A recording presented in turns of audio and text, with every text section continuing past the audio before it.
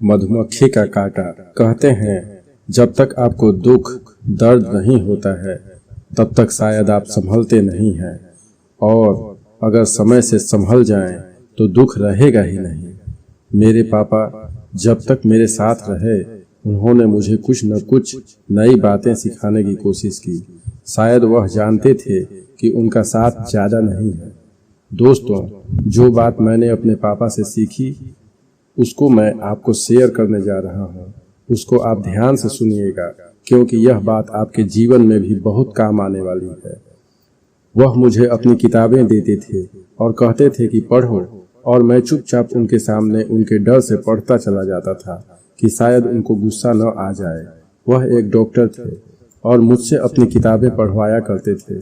उन किताबों में कभी एपिस मेल के बारे में तो कभी एकोनाइट के बारे में मैं पढ़ता था, और इस जैसी दर्जनों दवाइयों के विषय में मुझे याद हो गया था और उनका इस्तेमाल भी मैं करने लगा था।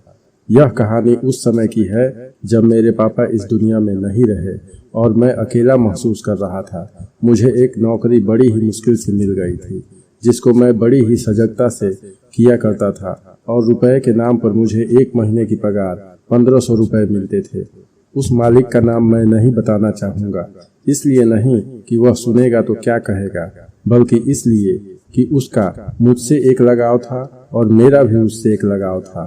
तो मैं नौकरी कर रहा था और उस समय मैं एक रेलवे टिकट एजेंट का काम करता था। यह बात लगभग 2005 की है। सुबह 4 बजे से लाइन में लगना और काफ़ी मशक्कत करने के बाद रेलवे के टिकट काउंटर से तत्काल और सामान्य टिकट मिलते थे। उस समय आज की तरह इंटरनेट फास्ट नहीं हुआ करता था, और न ही ज़्यादा लोगों को यह बात पता थी कि इंटरनेट से टिकट भी बुक कर सकते हैं। टिकट बुक करने के लिए रेलवे की एक किताब आती थी, जिसमें से हम लोग गाड़ियों के विषय में, डेस्टिनेशन और डिपार्चर जैसी घटनाओं को देखते थे। किस किस स्टेशन पर कोई गाड़ी जाती है और उसका स्टॉपेज है, उसका पता लगाते थे। फिर डायलर कॉल उठाकर कस्टमर से टिकट के विषय में जानकारी बुक करते थे, जिसके बाद रेलवे काउंटर पर जाकर टिकट बनवाकर उसको सुपुर्द करते थे, जिसके लिए हमको कुछ टैक्स पे करना पड़ता था और कुछ कमीशन के तौर पर बचत हो जाती थी। उसके बाद कंप्यूटर के द्वारा अकाउंटिंग का काम भी ज़्यादातर संस्थानों में नहीं किया जाता था। मैनुअल अकाउंट्स होता था, जिसको हम लोग डे बुक या रोज नामचा में लिखते थे और उसके बाद जर्नल एंट्री पास करते थे।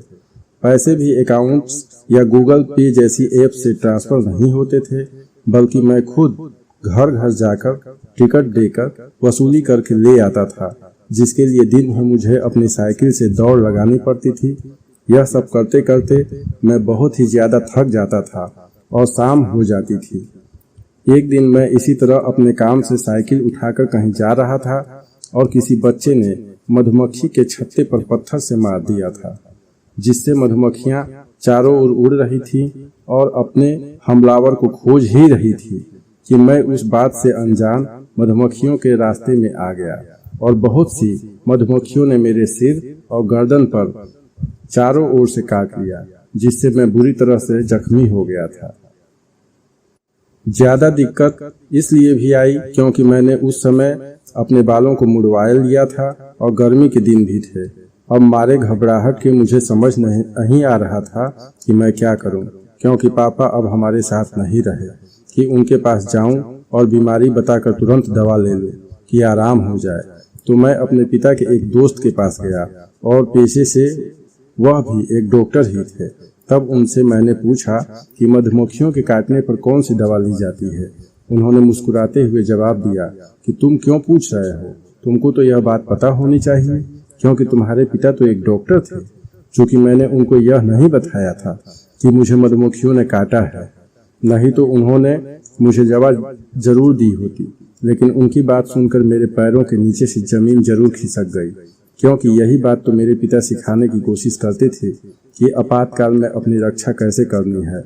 और उन्होंने मुझे अपनी किताबों पर मुझसे जो मेहनत करवाई थी, वह मेहनत आज के ही दिन काम आने वाली थी और मुझको एक बड़ा सबक मिलने वाला था।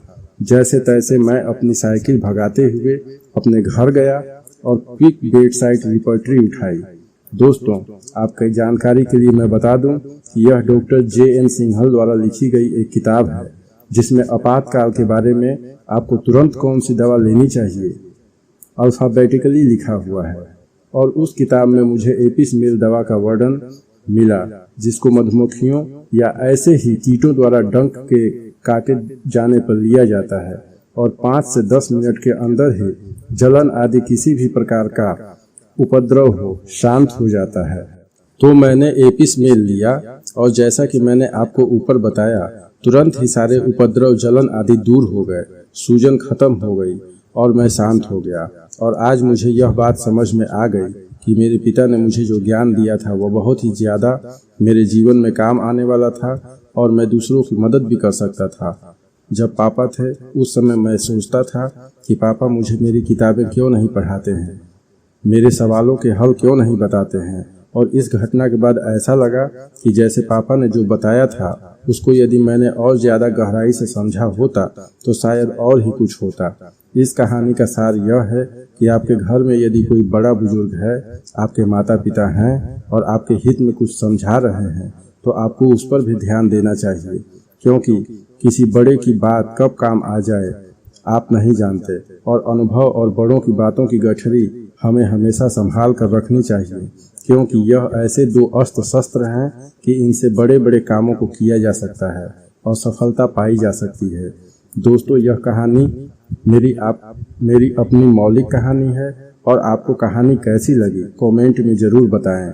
और इसी प्रकार की सच्ची कहानियों के लिए इस चैनल को लाइक, सब्सक्राइब और शेयर कर दें, जिससे कोई भी कहानी जो मेरे द्वारा जब भी कभी इस चैनल पर डाली जाए तो आपको उसका नोटिफिकेशन मिल जाए और उससे आपको कुछ नया सीखने के लिए मिले।